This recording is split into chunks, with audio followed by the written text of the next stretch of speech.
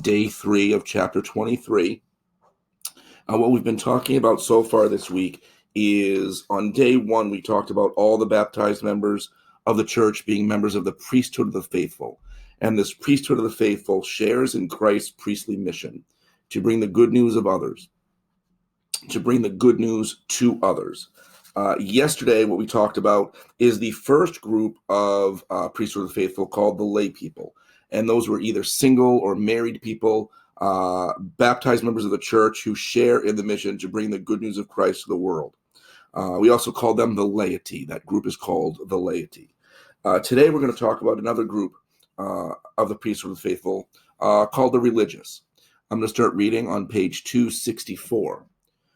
God calls some women and men to the religious life. Religious refers to the women and men who belong to communities of service to God and the church. And I'm going to highlight that because that is something very important. The religious would be religious brothers or religious sisters. Sister Maria, Sister Claudette, Sister Cecile, all the sisters over at PMA are considered religious. They're not lay people. They're considered religious. If you look in the picture on page 264, we can see religious. There look to be two brothers who are working on a computer. There seems to be a brother with a brown robe helping a student.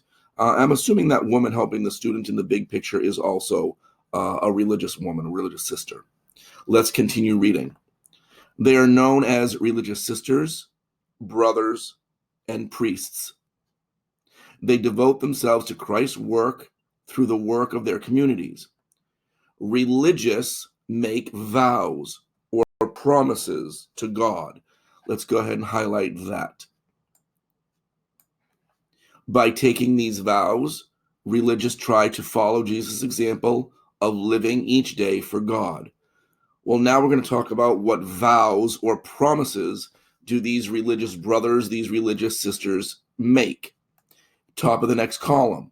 The vows that religious sisters, brothers, and priests often make are, and all I'm going to do is highlight chastity and poverty and obedience. That's the name of the three vows or promises that the religious take. Let's first look at the vow of chastity. They choose to live a life of loving service to the church and their community. They do not marry. Instead, they promise to devote themselves to the work of God and to the church as members of their community. So religious brothers, religious sisters, priests, they take a vow of chastity, meaning they will not marry. The next vow they take is the vow of poverty. They promise to live simply as Jesus did. They agree to share their belongings and to own no personal property. This helps them focus their hearts and minds on God without being distracted by material things. And then the vow of obedience. They promise to listen carefully to God's direction in their lives by obeying the leaders of the church and of their communities. They serve wherever their community and the church need them. Religious try to live the way Christ did and follow Christ's will.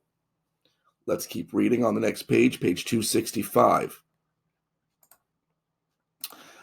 Community life. What's it like living in that community? A community of brothers, a community of sisters. Many religious live as a family in one community. They pray together, share their meals, and work with the other members of their community.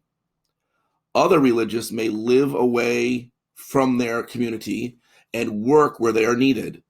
Yet even when they are away, they are still part of that community. Example would be whether religious brothers or religious sisters working in different parts of the world. Maybe they're working in China or Japan or some jungles or some deserts or some poor areas. Even though they're not with their community, they are still a member of that community, serving the mission of that community. The next paragraph. There are different types of communities and different ways to serve as religious sisters, brothers, and priests. Some communities are set apart from the rest of society.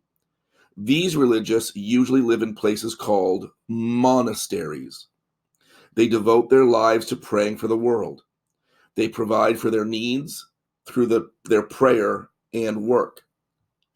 Whether they farm, prepare food to sell, or work on computers, their work is a way of prayer. Other communities combine prayer with a life of service outside their communities. These religious sisters, brothers, and priests may serve in many different parish ministries. They may also be teachers, missionaries,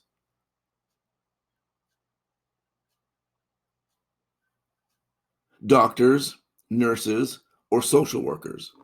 In these ways, they can directly help those who are poor, elderly, suffering, or in any type of need.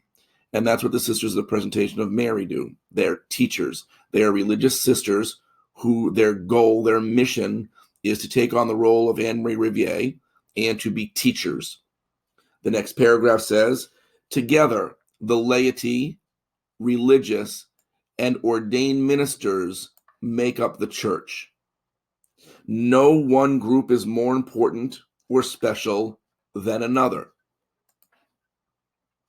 The church needs all members to be able to continue Jesus's work. I'm going to highlight that as well. We need the lay people, we need the religious, and we need the ordained ministers in order for the church to carry on its mission. We all have a role in spreading the good news and sharing God's great love of others. Down below, I'm going to put a link in your Google Classroom, the Prayer of St. Francis. You do not necessarily have to highlight it.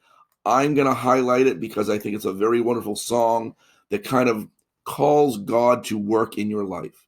Where does God want you to be? What is your vocation? Is God calling you to be single? Is God calling you to be married? Is God calling you to be a religious brother or sister? Is God calling you to be a priest? Your job right now is to be a student, to learn as much about the world as you possibly can at school so that you can grow up and serve God in whatever capacity He wants. All right, tomorrow we'll do day 4, and there will be a quiz tomorrow, so make sure you're ready.